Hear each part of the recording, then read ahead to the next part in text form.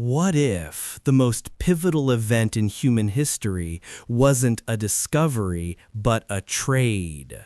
What if, in the shadows of the Cold War, the U.S. government entered into a cosmic pact in exchange of human lives for alien knowledge? This is the story of Project Serpo, a program so classified, its very existence redefines our understanding of secrecy, sacrifice, and the great cosmic question: are we alone? And at what price did we buy the answer? The year is 1947, Roswell, New Mexico. An event occurred that shattered the established reality.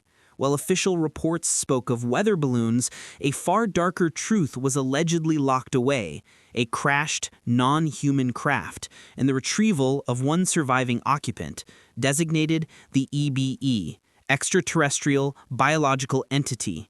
This single alien, who survived until 1952, became the key to the future.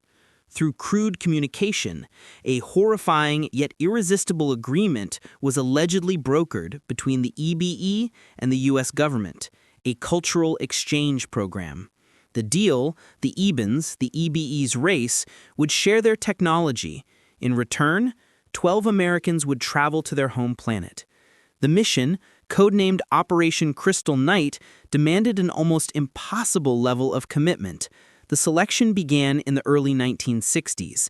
The criteria were brutal: 12 hand-picked military specialists, 10 men and 2 women, highly intelligent, possessing diverse scientific and technical skills, multilingual, and, most crucially, individuals with minimal family ties.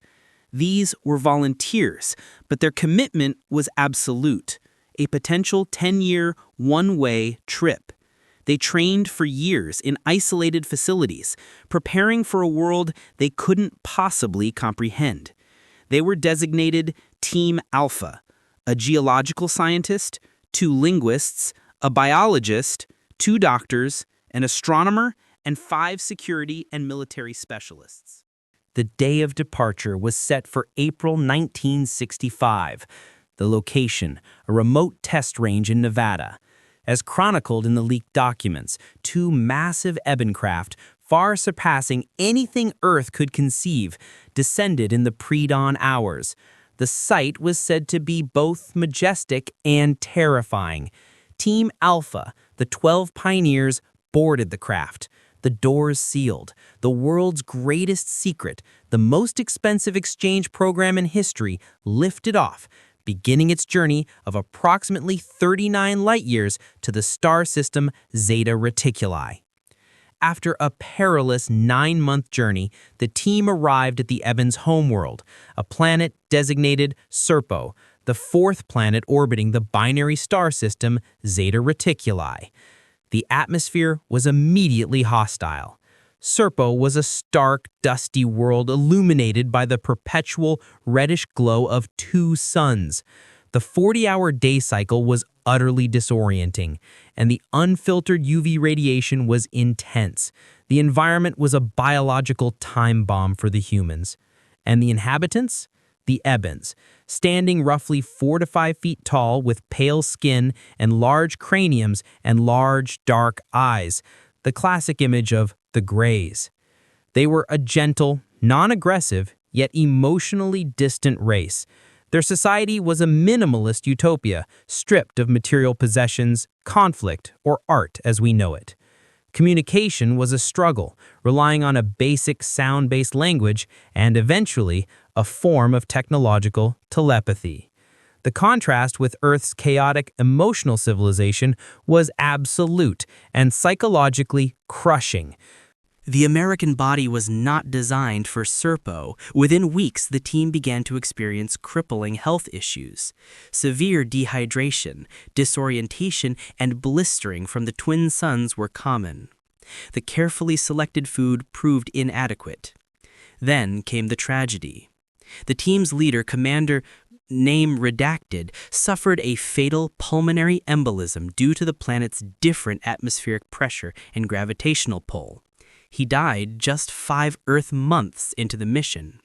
A second team member, a geophysicist, perished a year later from the relentless high-level UV radiation exposure. The remaining 10 were forced to confront a terrifying reality. They were completely alone over 39 light years from home, facing a slow, inevitable decay. Amidst their scientific duties, the team's security protocols were tested to their limit. The Ebens had warned them of a small indigenous predatory species, a territorial creature resembling a massive 8-legged reptile with razor-sharp claws. One of the military specialists on a perimeter patrol was suddenly ambushed. The Ebens, surprisingly, did not intervene. They observed. The American was forced to rely on his minimal conventional weapon, a tranquilizer dart, not a bullet, to subdue the beast. This incident revealed a chilling truth. The Ebens, while peaceful, viewed the human team as a scientific experiment. Their primary concern was data integrity, not human safety. The isolation deepened. Despite the losses, the mission succeeded in its primary goal, the acquisition of knowledge. The Ebens provided unfiltered access to their core technologies. The revelations were astonishing, confirming the accounts of whistleblowers like Bob Lazar decades later. The team documented principles of anti-gravity utilizing a massive, stable version of heavy, non-Earth element, likely element 115. They learned about free energy power generation and an advanced, non-invasive medical science. For the human scientists, it was a crash course in a physics a million years beyond their era. The challenge lay in translating this magic into terms Earth's engineers could grasp. The team's work product was immense. They filled over 3,000 pages of the official Yellow Book report, detailing everything from Eben agriculture to their propulsion mechanics. They recorded 400 hours of video and audio and returned with artifacts and samples. This body of work, a library of cosmic truth, was immediately secured by the Defense Intelligence Agency. This material became the blueprint for decades of reverse engineering efforts at facilities like Area 51 and S4. The original 10-year mission stretched to 13 years. In 1978, the Ebens returned the 8 living members, plus the remains of the 2 who perished. The survivors were shattered, both physically and psychologically. Their bodies, accustomed to Serpo's gravity and sunlight, struggled to reacclimate to Earth. Many developed cataracts and neurological disorders. Perhaps most profound was the time dilation effect. For them, 13 years had passed. For their families and the world, it was an eternity. Their heroism was rewarded not with public acclaim, but with intense, lifelong clandestine debriefing. They became the ultimate ghosts. The survivors were held in isolation for their debriefings, lasting into the 1980s. The information acquired was deemed too volatile for any public disclosure, but secrets of this magnitude rarely stay buried. Starting in the early 2000s, fragments of the Serpo story, allegedly leaked by a former DIA employee known only as Anonymous, began circulating on specialized forums. The government vehemently denied it.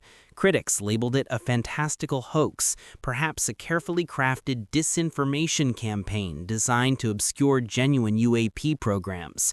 Yet the story's consistent details, the names, the dates, the planet's conditions, seemed too complex to be simple fiction. Whether the story is entirely true or a blend of truth and deliberate misinformation, the core concepts, element 115, non-inertial flight, gravity amplification, have become integral to the conversation around advanced aerospace programs. Today, the U.S. military openly discusses UAPs, unidentified aerial phenomena, and AAVs, advanced aerospace vehicles that defy conventional physics. Could the Yellow Book, the spoils of the Serpo exchange, be the secret blueprint powering our silent, cutting-edge military programs decades in the making? The technology was purchased at the cost of human lives. Project Serpo, a tale of a dozen heroes who traded one world for another and, in doing so, gifted Earth with the physics of the future. The question remains, if Serpo was a lie, why did the lie contain such precise, scientifically viable details? And if it was true, are the Ebens coming back for their next diplomatic exchange?